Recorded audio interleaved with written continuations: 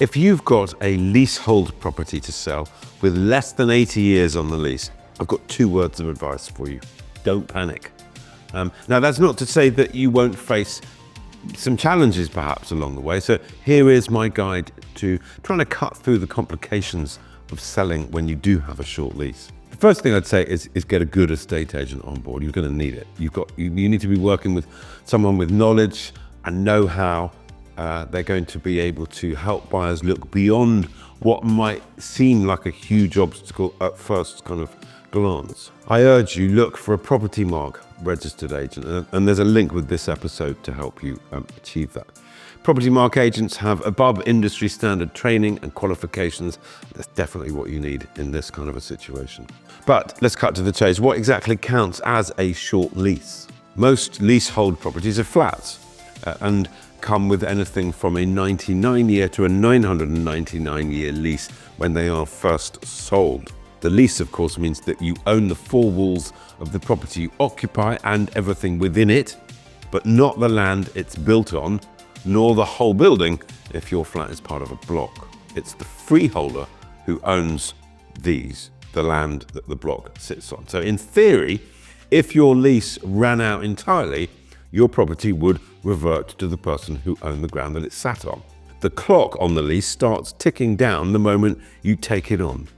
You probably know the length of your lease already from documents and title deeds when you first bought it. But if you're not sure, you can check on the government's land registration website. Now, as I mentioned earlier, a short lease is one that has less than 80 years to run. Sounds like a long time. So where is the problem, you might ask?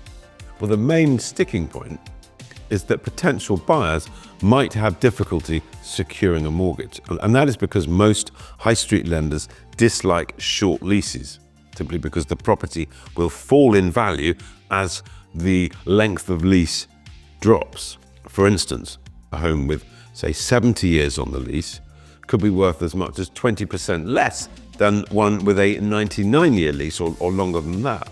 Much longer than 99 years doesn't make any difference. Some lenders do offer mortgages on short lease homes, but they often come with higher interest rates or shorter repayment terms. So a seller with a short lease actually faces a double whammy. A home that's decreasing in value as the lease length gets shorter, and problems finding a willing buyer. Unfortunately, the Leasehold and Reform Act 2024, which was passed just before the general election, still needs additional legislation in order to become effective. And the new government hasn't yet indicated a timescale for that to take place. We could be looking at years rather than months. So, if you're in that situation, what are your options? Well, first would be to extend your lease. Under the 2024 legislation, a buyer can now extend a lease as soon as they move in, instead of waiting 2 years, which is what was happening before. You still need to negotiate with the freeholder, and whilst most negotiations are amicable, if the freeholder was to refuse or suggest a wildly unreasonable cost to extending the lease, you can appeal to a tribunal. Do check out our guide as to how much this might cost. It's on the channel, it's on the website.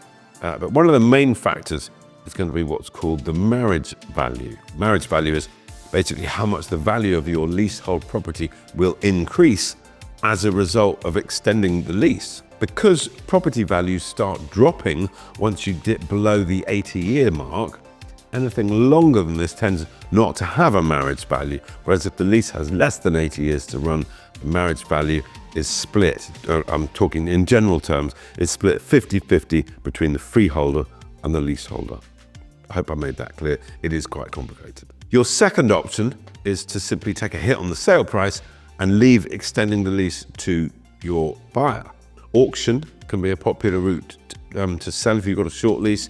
Buyers have to have the money in place on the day rather than having to go to a mortgage lender once they've made an offer. So that can absolutely work. But of course, auction buyers tend to be looking to bag a bargain, so you might end up having to compromise on price.